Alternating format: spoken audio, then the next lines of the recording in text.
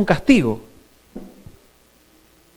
El bautismo no es un castigo, es la celebración, el testimonio de haberme entregado a Cristo. Pero a veces nosotros lo usamos, esa persona pecó, la disciplinamos y ahora te tenés que rebautizar porque pecaste. No, te tenés que rebautizar si realmente te entregaste a Cristo y celebrás que Cristo te perdona, pero no para que el mundo vea que pecaste. Eso es morboso. Nosotros no podemos estar centrados en el pecado, tenemos que estar centrados en Cristo. No podemos realzar el pecado, tenemos que realzar a Cristo. Justamente Satanás lo que hace es realzar el pecado y minimizar a Cristo. Entonces continuamente Satanás, Satanás, usted ya lo dije eso, Satanás cuando estás lejos cuando estás con Jesús, te dice, no peques, peca, es chiquito, no es problema. Y entonces uno si cede, cuando uno cede, ¿qué hace Satanás? Viene a tu cabeza y te dice, el pecado fue enorme, ya no tienes perdón, ya ni la gracia de Cristo te cubre. Entonces primero lo minimiza y después lo agranda para minimizar el perdón de Cristo. No, el perdón de Cristo es enorme y nosotros tenemos que hablar del perdón de Cristo, no tenemos que hablar de la grandeza del pecado, sino del perdón de Cristo que es enorme. Porque cuando hablamos del perdón de Cristo, entonces lo realzamos a Él. Pero el perdón de Cristo tiene una intención. Cuando Cristo nos perdona, y acá hay algo que muchas veces no entendemos, cuando Cristo nos perdona con un propósito. ¿Cuál es el propósito que Cristo nos perdone? Sí, redentor, muy bien. Pero ¿qué es la redención? ¿Cuál es el propósito práctico por el cual Cristo me perdona? ¿Cómo? Restaurar. ¿Pero para qué quiere restaurar la persona? ¿Para qué quiere salvarnos? Muy bien, ahí está. ¿Cómo es, hermano? Muy bien, Cristo me perdona porque Él no me soporta lejos, Él quiere estar conmigo. No me perdona simplemente para decir, bueno, ahora tomá, andá a la vida eterna. No, Él no soporta la vida eterna sin mí.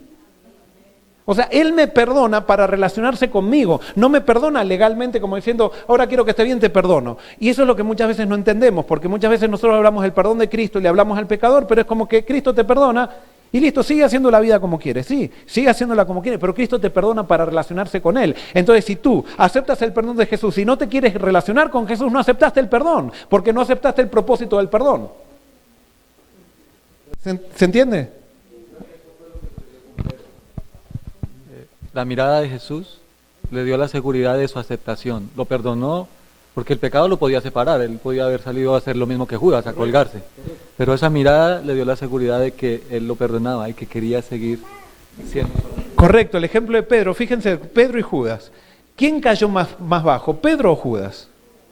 Para mí, Pedro. O sea, si analizamos el acto, Pedro fue peor que Judas. Porque Judas, ¿por qué lo traicionó a Jesús? Sí, era por plata, pero Judas, él pensaba, Judas tenía... Claro, lo estaba queriendo ayudar a Jesús. A Judas lo que quería hacer es decir, o sea, Judas tenía algunas dudas con respecto a Jesús, pero él decía, si Él es el Mesías, Jesús no se da cuenta lo que yo puedo hacer con Él.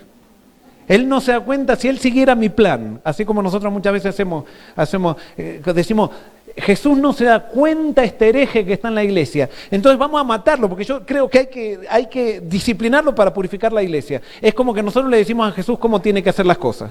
Entonces Judas le decía, yo lo tengo que ayudar a Jesús. Entonces lo entrega esperando que Jesús se defienda. Entonces una vez que Jesús se defienda, toda la gente al ver el poder de Jesús lo iba a poner como rey, y más que Jesús en la semana anterior había entrado como anunciándose como Mesías y todo el mundo estaba esperando que Jesús se declare Mesías. Entonces una vez que Jesús se declaraba como Mesías, le iba a decir a Judas, Judas, te agradezco porque si no fuera porque me ayudaste, yo no hubiera llegado, así que siéntate al lado mío.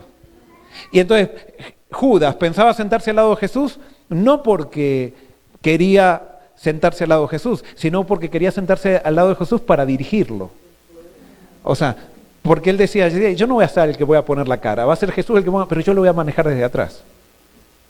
Cuando Judas, y por eso dice, viendo Judas que Jesús era condenado, cuando dice viendo Judas, Mateo 27, dice, viendo Judas que Jesús era condenado, con ese viendo está diciendo, no esperaba Judas que fuera condenado. Entonces dice, devolvió arrepentido, que es remordimiento. La palabra remordimiento, las 30 piezas de plata, fue y se ahorcó. ¿Por qué se ahorcó? No esperaba, pero ¿por qué se ahorcó? Ajá, pero ¿por qué se ahorcó? ¿Por qué? Por orgulloso. Por orgulloso. ¿Por qué? ¿Y por qué? ¿Por qué por orgulloso? Muy bien, ¿y qué podría haber hecho Judas? Podría haber ido y tirado a los pies de Jesús y decir, perdóname, ahora me someto a ti. Pero él nunca quiso aceptar que los planes de Jesús eran mejor que sus planes.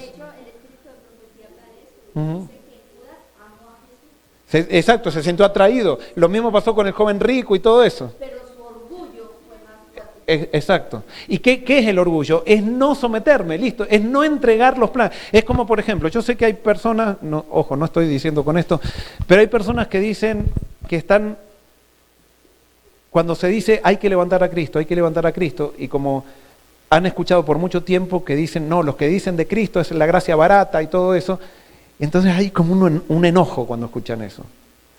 Y no estamos dispuestos a quebrar nuestras ideas. Ese es el orgullo.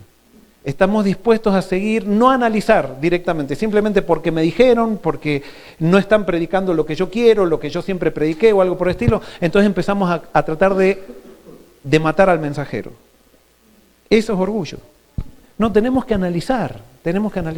Y tenemos que ver que cualquier mensajero, quizás esté el 80% equivocado, pero por ahí el 20% agarrémoslo. Y no lo matemos. Dios se va a encargar. Si ese mensajero está equivocado, Dios se va a encargar de hacerlo cosechar sus consecuencias. Lo va a dejar que coseche sus consecuencias. Por supuesto, es un riesgo. Pero entonces no cuidamos a la iglesia matando al mensajero.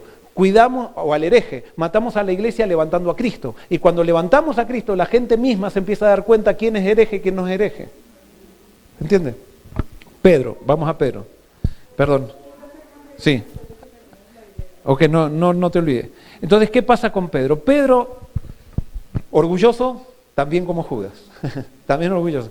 Dice, Señor, todos te pueden negar, pero yo no, porque yo soy el mejor. Yo soy el mejor. ¿Judas era sincero en eso? Sí, él pensaba que él no lo iba a negar. Pedro pensaba que no lo iba a negar a Jesús. Jesús le anuncia que lo va a negar 3 veces antes que cante el gallo, y Pedro recibe con halago lo que Jesús le dice. No, se enoja un poco con Jesús, como diciendo, este no me conoce. Y entonces sigue, ustedes conocen la historia. Pedro, en el momento de la lucha, saca la espada, porque si yo soy el que me animo, yo soy el fuerte, y saca la espada y le quita. Y así como Judas se sorprende, Pedro también se sorprende. Porque Judas pensaba que cuando Jesús se desata para curar la oreja del siervo de Malco, o Malco se llamaba, o era de Malco, para sanar la oreja de Malco, cuando Judas ve que Jesús se desata, Judas dice, ya está saliendo mi plan. Y cuando ve Pedro que Jesús se desata, también dice, ya está, Jesús también comienza a defenderse, pero Jesús lo sana a Malco y después se deja atar de vuelta. Y tanto Pedro como Judas reciben el mismo impacto. Y Judas sigue caminando con la turba, pero empieza a trabajar, y Pedro sale corriendo, y dice el Espíritu de Profecía que Pedro le sugiere a todos los demás discípulos salir. Cobarde, totalmente. O sea, fue el ejemplo de cobardía. Él decía, nadie, sino, y ahora terminó siendo, porque de lo que te enorgulleces, esa es tu debilidad. Y Dios muchas veces te tiene que dejar para que te golpee justamente cuando digas, yo nunca voy a hacer eso. Yo nunca. Ten cuidado, yo nunca. Esto no tiene que ver mucho, pero cuando estábamos en Orlando en diciembre, que íbamos para Chile, que nos invitaron a predicar a Chile, pasamos por Orlando y mi esposa me dice, Joel, gracias a Dios que nunca vamos a ser pastores acá. Y ahora estamos de pastores, después estábamos pastores ahí. Nunca digas nunca. Nunca digas nunca. Pero bueno, Pedro sigue, viene la prueba de Pedro, lo empiezan a denunciar y él se empieza a poner nervioso. Y entonces 2 veces le dicen, ¿tú estabas con él? Y él dice que no. Y la tercera vez, muy bien, le dicen, ¿tú estabas con él porque qué? Porque hablas como... Y entonces, ¿qué hace Jesús? ¿Qué hace Pedro? Empieza a maldecir a Jesús, a maldecir al que tanto él pensaba que amaba y al que sabía que era amado por él. Y cuando lo está maldiciendo, cruza la mirada. ¿Y con quién se cruza? Con Jesús. Muy bien, se cruza con Jesús, pero se cruza con una mirada tierna, una mirada de dolor. ¿Por qué tenía dolor Jesús? Nosotros pensamos que Jesús estaba diciendo, Pedro, me traicionaste. No, Jesús tenía dolor por Pedro. ¿Por qué tenía dolor por Pedro?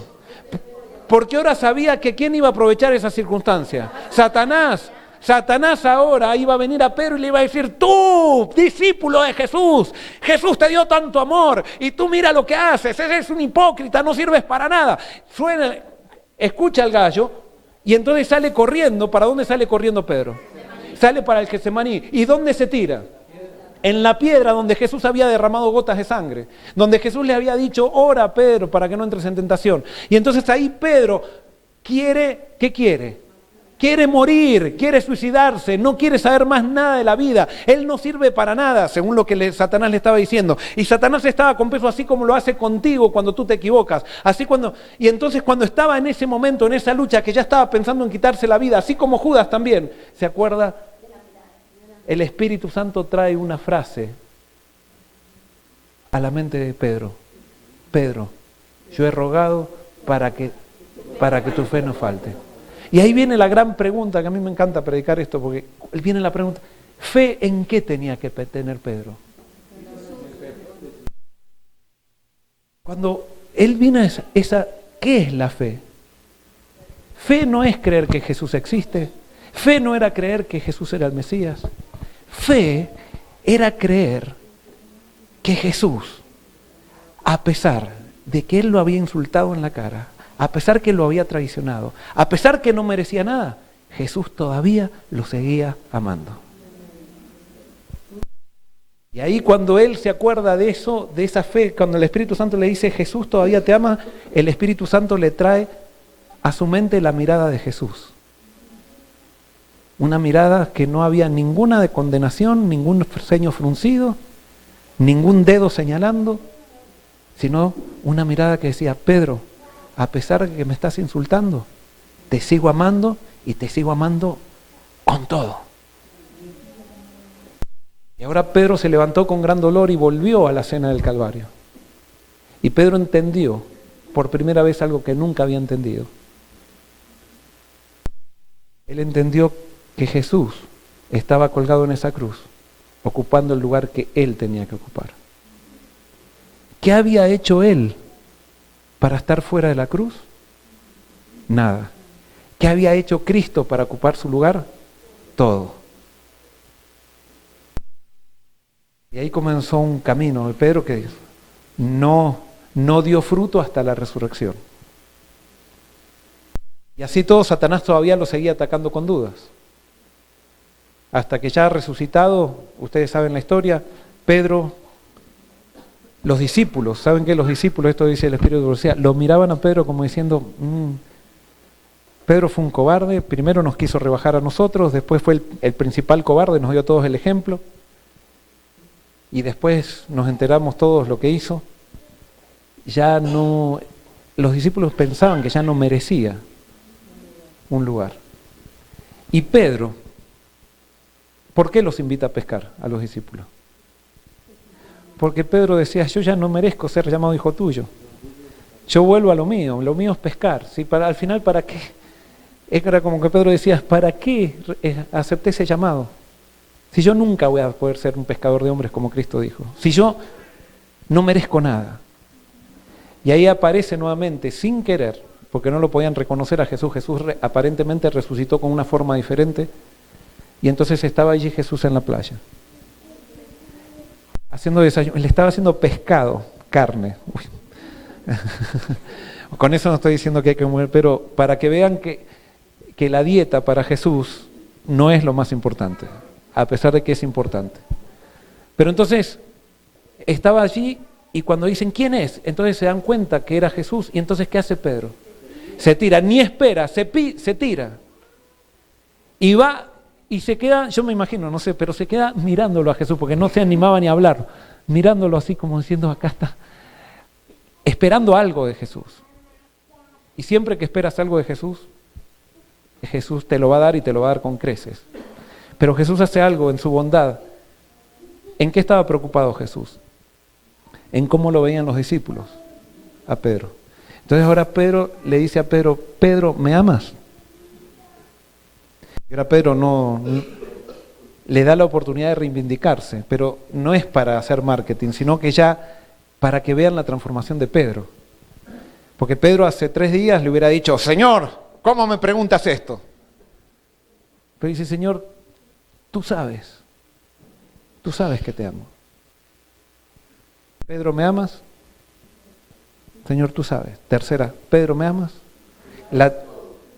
La tercera, Pedro ya dijo, claro, Jesús está dudando de mí, claro, ¿cómo? Y no sé, Señor, ya la verdad, con lo que yo soy, no sé si te amo. Apacienta mis ovejas. ¿Qué le estaba diciendo a Pedro? Jesús a Pedro. Pedro, la verdad que no me interesa tanto si me amas. Lo que me interesa es que tú sepas que yo te amo. Y que es por gracia. Porque a pesar de lo que hiciste, yo te sigo amando y te doy una misión. La misión de apacentar a mis corderos. Y ahí se levantó Pedro, un Pedro transformado, no por la doctrina, no por lo que hizo, sino transformado simplemente por el amor incondicional de Jesús. Y eso fue lo que salió a proclamar, el amor incondicional de Jesús. Y hasta llegó a morir tomándolo como un privilegio, que no quiso ni llegar a morir igual a Jesús, sino simplemente llegar a ser semejante a Jesús y pidió que lo crucifiquen cabeza abajo, porque él sentía que no era digno de morir como Jesús. Ese es el amor de Jesús. Ese es el amor de Dios. Ese es el Jesús verdadero que vino a mostrar quién es el Padre. Un amor incondicional. Eso es lo que ustedes están haciendo en esos centros de salud. Todo lo que están haciendo es para mostrar el amor incondicional de Jesús. Lo que hagan en las iglesias es para mostrar el amor incondicional de Jesús. Había una pregunta. Es con respecto al perdón. Yo entiendo que Dios nos perdona a nosotros y que no hay, digamos, ningún límite y Él siempre nos acepta de vuelta. Pero ¿qué pasa con el perdón entre los hermanos o entre las familias o entre los hijos? O sea, siempre hay restauración. Yo sé que Dios, el perdón es un don de Dios y Él nos perdona. O sea, Él nos da la paz para perdonar. Pero siempre que yo perdono a alguien, ¿tengo que estar bien con esa persona? Muy bien, esta es una pregunta muy importante porque muchas veces no se lo entiende. ¿La Biblia me manda a perdonar siempre, sí o no? Sí. Nosotros tenemos que siempre perdonar, pero hay algo que no se entiende, que perdón y reconciliación son 2 cosas diferentes. Cristo me manda, para seguir su ejemplo, siempre a perdonar, sí o sí. Y yo tengo que perdonar antes de que me pidan perdón o disculpas. Si yo soy hijo de Dios, a mí, por ejemplo, me están apedreando como Esteban, y como yo no puedo ir con rencor al cielo, aunque me estén apedreando, y me estén apedreando gente injusta, como Pablo, como Saulo de Tarso, que era injustamente lo estaba, yo tengo ya que haber perdonado a pesar que me estén apedreando. Y no, pero esa persona nunca me pidió perdón. ¿Qué importa? Tú eres un hijo de Dios, sigues un seguidor de Cristo, el perdón siempre es ofrecido, siempre. Y siempre beneficia, tanto al que lo da como al que lo recibe. Pero hay gente que no quiere recibir el perdón. Pero entonces está la otra parte que es la reconciliación. Yo perdono para abrir la oportunidad de reconciliación. Pero la reconciliación solamente la puedo dar si es que la otra persona acepta el perdón. Pero si la otra persona no acepta el perdón, Dios me pide, y escuchen bien esto, me pide que no me reconcilie con la persona. Porque si yo me reconcilio con la persona, promuevo abuso. Y Dios no quiere que sus hijos sean abusados. Dios no se deja abusar, Dios sí se humilla, pero no se deja abusar. Eso lo veo mucho esa confusión del perdón lo veo mucho en las iglesias que están muy confundidos. Por ejemplo, está la esposa que el marido le fue infiel. Entonces viene el marido y le dice, perdóname, tú eres hija de Dios, y ella le dice, está bien, te perdono. Pasan 2 semanas y el marido le es infiel de vuelta. Y entonces viene él y le dice, perdóname, y tú eres cristiana, que esto, que lo otro. Y ella dice, está bien, ven. No, sí, yo te perdono, pero no me reconcilio hasta que vea que tú aceptaste mi perdón y que hay un cambio. Entonces, ya te doy. Entonces, Dios me pide que perdone y que esté abierto a la reconciliación, pero si la persona no aprecia el perdón, no me tengo que reconciliar porque si no me autodestruyo. ¿Se entiende? Eso se llama límites. Por ejemplo, Dios le dijo para que vean que Dios no se deja abusar, cuando Él se apareció en el monte Sinaí, ¿qué le dijo a Moisés que tenía que hacer alrededor del monte? Tenía que poner un cerco. Y Dios no era que iba, sino que el que pasaba ese cerco, ¿qué pasaba? Moría. Pero no era, Dios decía, pasó alguien sin darse cuenta y era destruido. Sino que Dios le avisaba, miren, yo tengo un límite. Este es mi límite. Si tú quieres pasar el límite, es tu decisión, no va a ser la mía. Tú vas a morir. Yo te estoy simplemente diciendo. Te estoy describiendo cuál va a ser el resultado de esto. Y nadie murió, porque todos respetaron ¿qué? Todos respetaron el mío. Nosotros tenemos límites como personas, y eso es lo que nos hacen personas. Los límites es lo que nos dan forma. Por ejemplo, ¿cómo sabemos que esto es una silla? Por la forma, son los límites. La forma determina, nos muestra que esto es una silla. Nuestros límites identifican quiénes somos nosotros. Y entonces nosotros tenemos que tener límites. ¿Y cuál es el principal límite? Acá viene algo. ¿Cuál es el principal límite que nosotros tenemos? Bueno, yo sé que la pregunta es muy abarcante, pero el límite principal que tenemos es no. No. Las personas que te respetan tienen que respetar tus no. No sé si me explico. Las personas abusivas no respetan los no de otras personas y quieren forzar todo en las demás personas. Eso es abusar. Hay personas que abusan de una manera agresiva, hay otras que abusan de una manera pasiva, otros que son manipuladores, otros que son controladores. Todos tenemos algo de abusadores. Y Dios quiere que aprendamos a reflejar a Jesús en la medida que lo contemplamos, para que aprendamos a respetar los no de la gente. Si tú quieres que alguien sea libre en tu presencia, esa persona tiene que tener la libertad de decir no a algo que tú le pidas. Si no, no es libre. Y si no hay libertad, no hay amor. No, y no está Cristo. Había una mano allá, sí.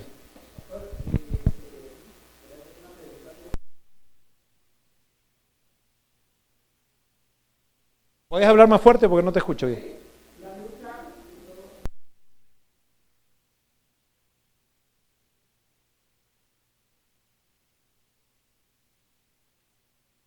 Muy bien.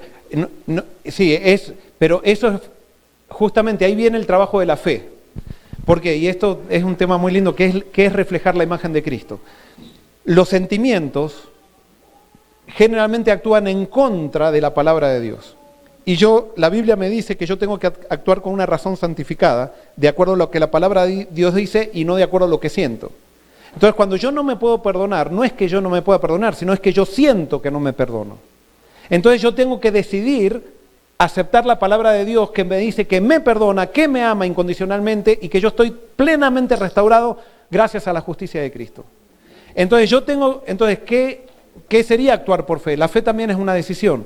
Yo, a pesar de que sienta que no soy perdonado, yo voy a actuar como si fuera perdonado.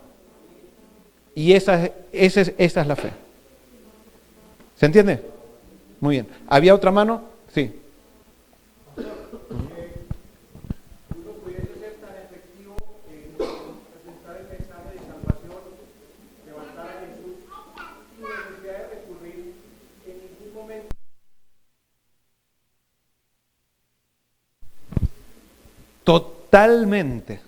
Totalmente que sí,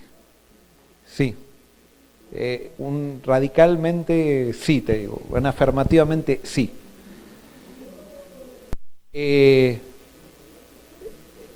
tendría que ser así. Mi conversión, y ahora voy a entrar, ¿cuándo me convertí yo? Yo me convertí, creo, cuando a los 14 años comenzó mi conversión, cuando me encontré con el deseo de toda la gente, el espíritu de profecía. Y ahí encontré un Jesús tan diferente que me llevó a ver la Biblia de otra manera, pero después me di cuenta que el Dios de la Biblia era el mismo que, o más amplio todavía, que el que yo había leído en el deseo de toda la gente.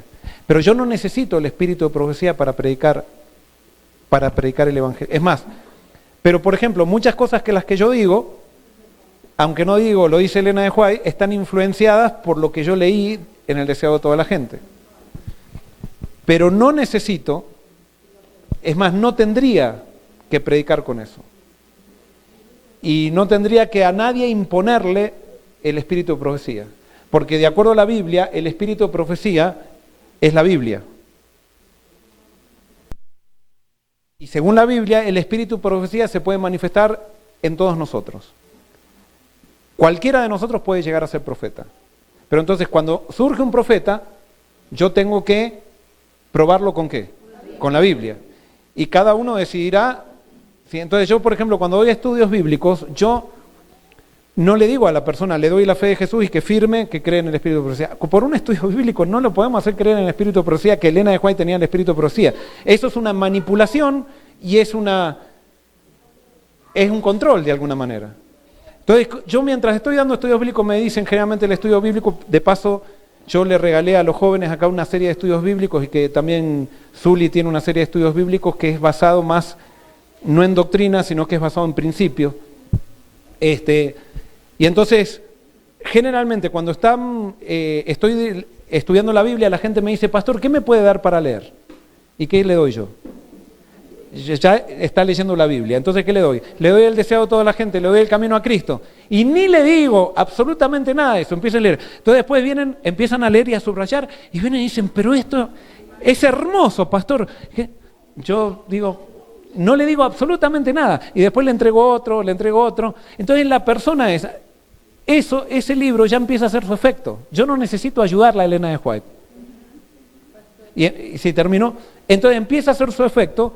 Y entonces después, cuando llega el espíritu del don de profecía, yo le hablo del don de profecía que puede manifestarse en cualquiera y que tiene que ser probado con la Biblia. Y le digo, ¿sabes qué? Yo creo que Elena de White es profeta. Pero ahora yo ya no necesito hacer argumentos, porque ella ya experimentó, y le digo, ahora vos tenés que discernir si con la Biblia si lo es o no lo es. Pero ahora ya no es porque yo le impuse, porque la iglesia lo cree, sino porque ellos mismos lo descubrieron, lo experimentó. Sí. La misma hermana White, Conflicto de los Siglos, página 581, dice, Dios tendrá en la tierra un pueblo que sostenga la Biblia y la Biblia sola. Así es.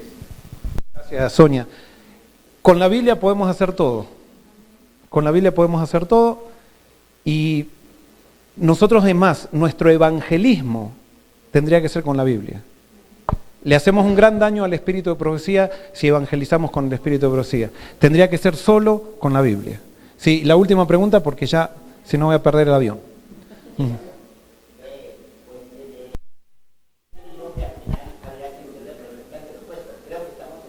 Sí, estamos en ese momento. ¿Cómo? Sí.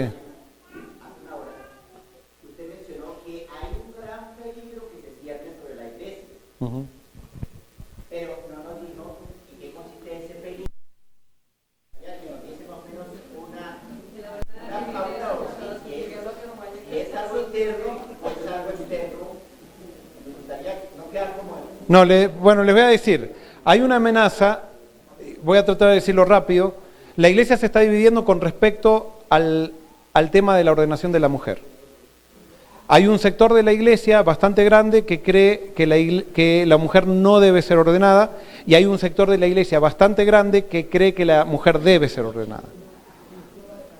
Las dos corrientes, las dos partes tienen argumentos bíblicos y tienen argumentos del espíritu de profecía, las dos partes, y no se ponen de acuerdo. En la discusión, de paso quiero decirles que la ordenación no es algo bíblico, es algo administrativo, no es algo bíblico. Lastimosamente, a veces nosotros para ganar peso lo elevamos a algo bíblico. Entonces, como ya se elevó a algo bíblico, entonces aquellos que están en contra de la ordenación de la mujer dicen que ordenar a la mujer es pecado. Si la iglesia llega a aprobar que se ordene a la mujer, todas estas personas que dicen que ordenar a la mujer es pecado tienen que dejar la iglesia por causa de su conciencia. Y hay otras personas, otro sector que dice que si no ordenamos a la mujer, eso es pecado. Es discriminar, y la Biblia está en contra de la discriminación, porque el sacerdocio es de todos los creyentes. Entonces, si la iglesia dice que no hay que ordenar, esas personas dicen, como mi conciencia me dice que tengo que seguir la Biblia por sobre la iglesia, yo sigo ordenando. Entonces hay gente, la iglesia hizo un estudio con respecto a si es bíblico o no es bíblico, y el resultado del estudio es que no es bíblico ni no es bíblico, o sea, no hay nada en contra ni hay nada a favor. Después del estudio se invirtió mucho dinero en eso. Esos estudios no los presentaron a la iglesia en general. Y ahí se dividió más la cosa, porque dijeron, ¿por qué si invertimos tanto dinero en hacer esos estudios en todo el mundo, no presentaron los resultados a la iglesia en general de esos estudios? Y lo presentaron tan chiquito. O sea, como dicen, acá están, lo mandaron por internet en inglés, cuando la gente que tenía que votar en eso habla africano, habla español y todo, y fue en inglés. Entonces, eso está dividiendo a la iglesia. Hay un sector de la iglesia que cree, que embarra más las cosas todavía, porque cree que la mujer debe ser ordenada, pero también cree que Dios aprueba el homosexualismo. Y entonces, los que están en contra de la ordenación de la mujer dicen, ve, como en este sector hay gente que defiende el homosexualismo, dice, si nosotros ordenamos a la mujer, también vamos a saltar a aceptar el homosexualismo. Y para mí no tiene nada que ver una cosa con la otra, que es verdad que acá hay gente que... Pero entonces, todo eso está haciendo que no se pueda llegar a un consenso.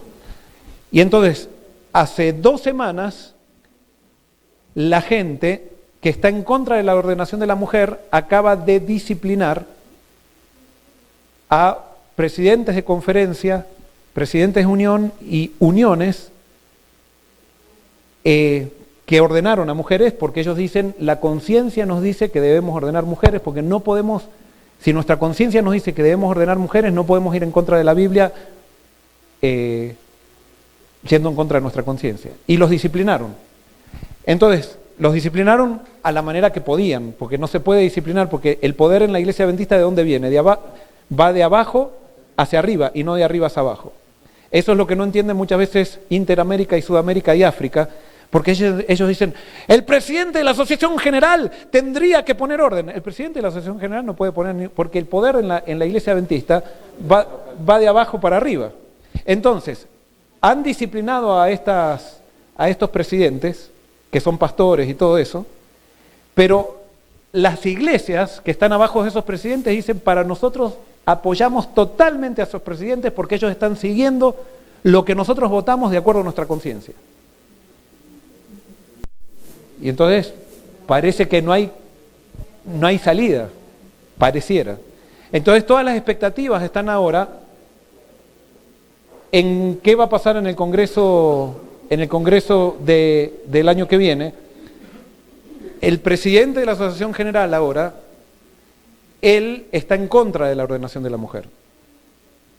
Pero el presidente de la Asociación General pasado está a favor, Paulsen.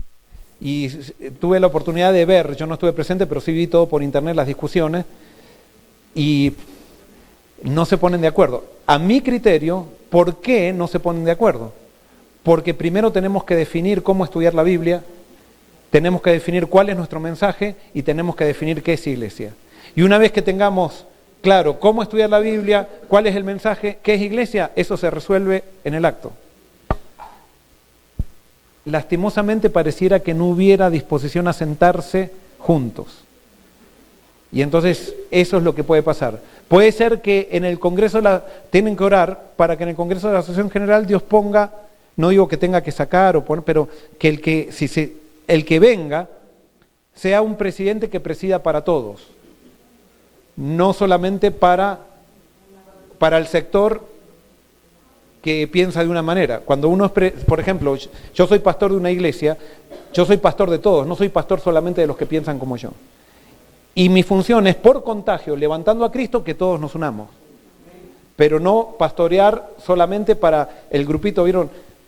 Yo como pastor nunca tengo mi grupito. Por ejemplo, si la iglesia, yo no manipulo, y no me estoy poniendo de ejemplo, pero creo que Dios me pide que no manipule para nada las juntas de nombramiento. En mis iglesias ustedes pueden decir, ¿quién eligió el primer anciano? Y nadie va a poder decir, el pastor lo puso. O el pastor manipuló la junta para que el primer... A mí me ponen a veces primeros ancianos que piensan totalmente diferente a mí. Pero Dios me llama a trabajar con el que me puso al lado.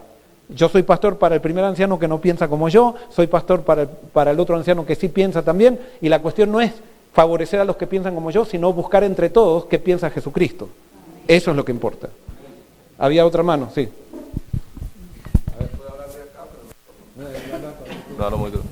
A ver, yo he hecho un análisis de la siguiente manera en lo que uno estudia, escucha o ve. Escuché algunos comentarios que Holzman es, como aquí decir hoy, es más liberal. Holzman. Sí, el que fue primer presidente. Y el pastor Tel Wilson es más conservador, pareciera, en el sentido del punto de donde él se para, ¿cierto? Mi pregunta es, por ejemplo, en este momento, usted hace rato puso una comparación. Si tuviéramos que elegir entre el libro de Sofonías y Apocalipsis o de la revelación de Juan, ¿con cuál nos quedamos? Siempre debe haber una posición entonces de alguien que es muy estudioso, muy erudito como para el consejo, porque el hermano nos dijo que un peligro y entonces uno necesita un apoyo de alguien que sea bien centrado, ¿cierto? Que no sea ni a la derecha ni a la izquierda, sino que realmente tenga posición. Entonces yo analizo este punto. Nosotros los hombres, por lo general, a través de la historia, se nota como machismo. Mi esposa hace rato decía, hace tiempo, me dice, yo no entiendo, yo estudio la Biblia y digo, pareciera que Dios es machista porque los dirigentes desde un principio han sido hombres, ¿cierto? Algunos queriendo seguir esa pauta, entonces dice uno, entonces hay la razón de que sea el hombre, no por orgullo ni machismo, sino por algo que hay ahí. Por ejemplo, todas las tribus de Israel siempre hablan en cabeza de los hombres, de los hijos de Israel. Se habla de que el Antiguo Testamento se representa en las 12 tribus para la salvación de lo que representa el grupo de los 144 de los de allá, pero que los 12 apóstoles representan la época cristiana después de Jesús, como los que son, que se habla esa idea, o de que algunos no la hemos entendido bien, de los 24 que representan el cielo a los dos grupos. Ahí habla de hombres, ¿cierto? Pero en algunas partes la Biblia habla que hubieron algunas profetisas así, en algunos lugares. Entonces uno dice, ¿de cuál de las dos partes estamos si la comparación sigue siendo Sofonías y el libro de Juan? Que me quedaría con tal. Una vez yo le escuché una conferencia al pastor Bor, que decía, si la Biblia se eliminara toda, yo personalmente me quedaría con el libro de Génesis, dijo él, porque me dice todo, ¿cierto? Entiendo también algo, que lo que usted nos está tratando, o nos dice, no es que nos esté tratando, nos está diciendo, es que nosotros no causemos división en la iglesia ni tolda parte por esos comentarios, sino que entonces el consejo sería Juan 5:39 para nosotros, escudriñar bien y mirar, ¿cierto? Pero sí nos deja pensando eso, ¿cierto? Pero debíamos de elegir y esa situación se presta para quién tiene la razón. Exacto, como bien, esto es un tema que daría para estar 4 días más y quizás no llegaríamos nunca. Te faltó que los 144.000 son todos hombres también, porque son vírgenes que no se contaminaron con mujeres. Entonces, uno de los temas que no se entiende, que tiene que ver con hermenéutica bíblica, y por eso les decía, la Biblia, Dios actúa siempre en la cultura. El evangelio siempre se encarna en la cultura. No podemos, por ejemplo, la gente dice, tenemos que tocar en la iglesia música del cielo. Y pregunto, ¿cuál es la música del cielo? Todo lo que tocamos en la iglesia es cultural, todo. Hasta el himno Castillo Fuerte es cultural. De paso, Castillo Fuerte, en la época que Lutero lo compuso, las músicas de Lutero las sacaba de las músicas populares. Ustedes saben que la música en la iglesia en la época de Lutero era todo. Entonces, cuando Lutero introduce estos nuevos cantos, los católicos decían, liberal, liberal, porque está tomando músicas de afuera y le está poniendo, que era la música que el pueblo conocía, y le está poniendo música en letra religiosa. Entonces decían, no, y eso, la música fue lo que propagó el protestantismo como lo propagó. Entonces, la música que cantaban en la Iglesia Católica era cultural. La música que cantó Lutero es cultural. Lo que nosotros cantamos, sea antiguo o nuevo, lo que sea, aunque sea antiguo, es cultural. Entonces, acá viene un principio que tenemos que... ¿Nosotros tenemos que imitar a Jesús, sí o no? Y ahora les hago una pregunta, ¿por qué ustedes no están con sandalias? ¿O por qué no están con el pelo largo? ¿O por qué no están con túnica? ¿Por qué? Porque imitar a Jesús, yo no tengo que imitar la cultura de Jesús. Jesús se encarnó en la cultura y él se vestía como ¿qué? Como un judío. Él se vestía como un judío de su época. Y por eso nosotros no tenemos que imitar cómo Jesús se vestía. Que, ojo, ahí, por ejemplo, están los Amish en Estados Unidos que ellos imitan a los apóstoles y como los apóstoles no usaban electricidad, ellos tampoco usan electricidad. Llegamos a esos extremos. Nosotros tenemos que imitar, tenemos que ver las esencias. Nosotros tenemos que sacar la cáscara cultural de la Biblia y quedarnos con el mensaje de la Biblia. Pero con la esencia, por ejemplo, Dios permitió que Abraham se case, o sea, tenga un hijo con Agar. Dios lo permitió, ¿estaba de acuerdo? No, pero era cultural eso. Entonces yo no puedo decir, que los he escuchado, hay personas que predican, que han fundado iglesias diciendo se puede la poligamia porque Abraham tenía 2 esposas. Y han hecho iglesias grandes, los conozco, he hablado con esas personas y todo. Entonces, nosotros no podemos tomar todo lo que dice la Biblia como si fuera ley de Dios, porque la Biblia se encarna, el mensaje de la Biblia se encarna en una cultura. Entonces Dios me tiene que dar para sacar lo que es cultural de la Biblia y quedarme con el mensaje divino. ¿Se entiende? Pero como no nos enseñan a estudiar la Biblia, nosotros agarramos un versículo, lo combinamos con otro versículo, hacemos un cóctel y sacamos una doctrina. Agarramos un versículo acá, otro versículo acá, se llama el método de texto prueba. Ese método no es correcto para estudiar la Biblia. Y así más muchas veces damos los estudios bíblicos. No, nosotros tenemos que descubrir el mensaje de la Biblia. Y ese es el mensaje que da testimonio de ¿quién? De Jesús. Y tengo que descubrir Jesús. Y Jesús es la torta. Jesús no son los ingredientes, sino que Jesús es la torta. Bueno, yo me tengo que ir, ustedes tienen que desayunar y... que esto nos lleve a toda verdad. La última. Espero que sea una conclusión.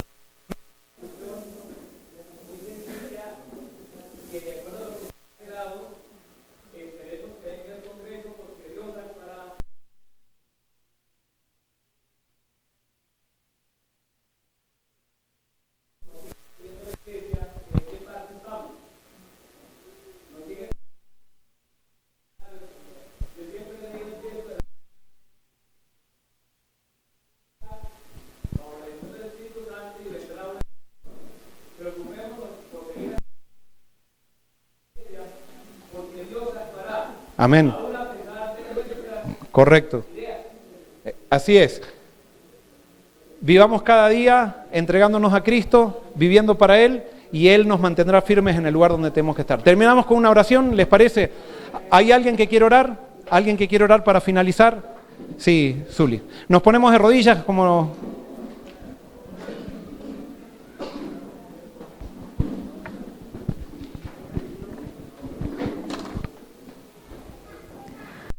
Cariñoso Dios y Padre Santo, en esta hora tu pueblo de rodillas ante ti, dándote infinitas gracias por esta oportunidad de poder, Señor, ver a Cristo a través del mensaje.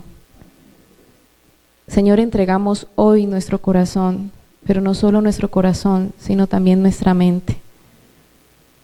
Ayúdanos, Señor, para entender que tú deseas que escudriñemos, Señor, tus verdades a través del Espíritu Santo.